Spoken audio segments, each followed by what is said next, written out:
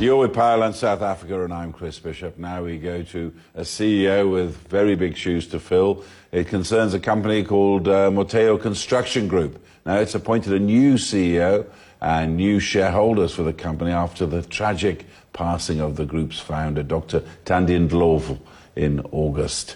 Newly appointed CEO Lettie Mashau joins me for more on her new found responsibility and the construction industry and how it's grappling with the COVID-19 crisis. Just to start off with, everybody who didn't even know that Dr Thandi Ndlovu was in the construction industry, everybody knew her. She was an inspiration to a lot of people. What does it feel like to step into those shoes?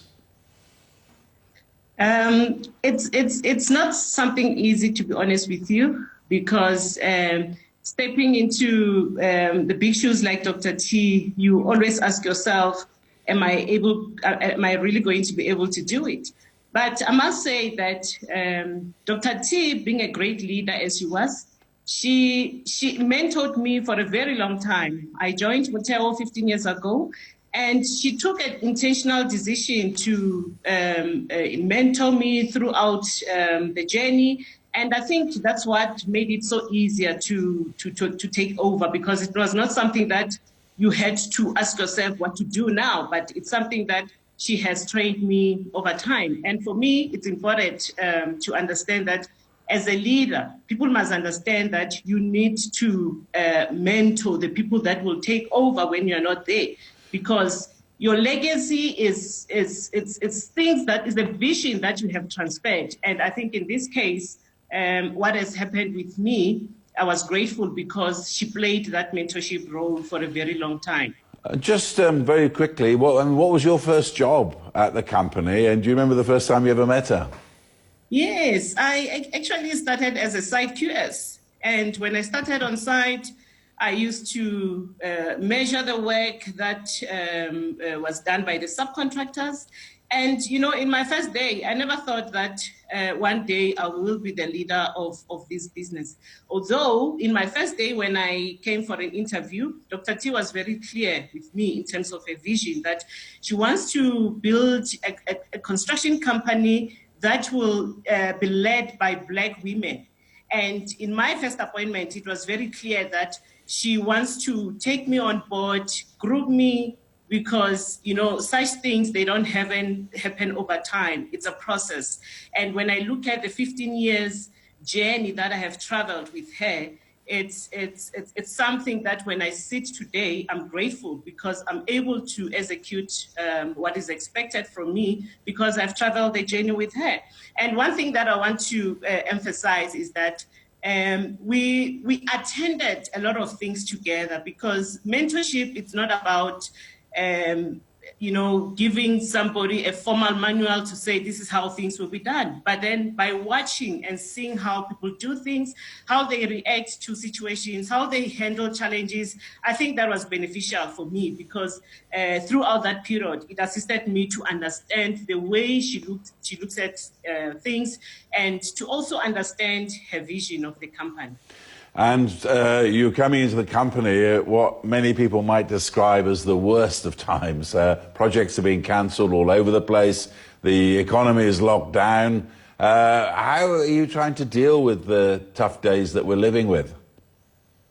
It's a difficult period indeed. But, you know, I've said to myself, I want to maintain a positive spirit in this environment. And as much as we're having a lot of contracts that are currently being, the scope is being reduced and stuff like that. But the message that we've been sending out there to our employees is that when we get back to work, we need to be focused, do the work that we're supposed to do. We do it properly. And, you know, I still believe that there's great things ahead of us. And what sort of things are you going to do differently in the post-COVID-19 lockdown days, whenever that's going to be? What changes you're going to make in the way you run your construction business? I think one thing that we've actually realized in this period is that it's forcing us to move out of our comfort zone, and the way in which we look at our daily activities, because, none of us would have thought you can have people working from home.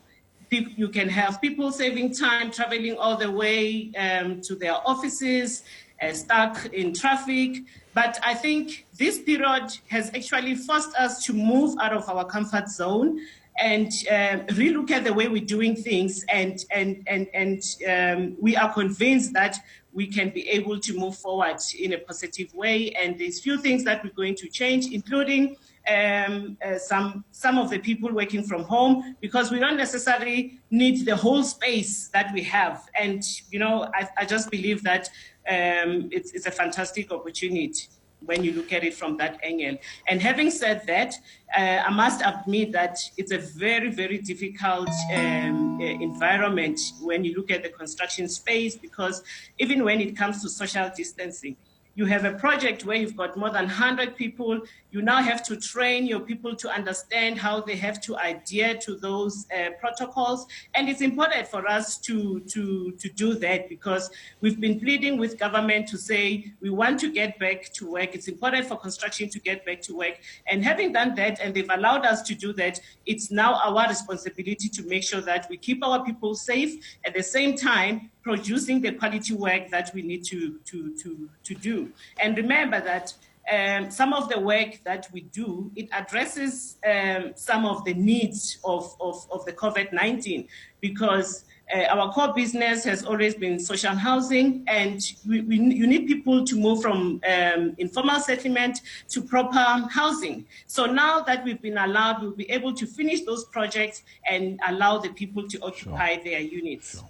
Okay, thank you very much indeed. That was Lettie Mashau, the new CEO of Motheo Construction, who is taking over from the late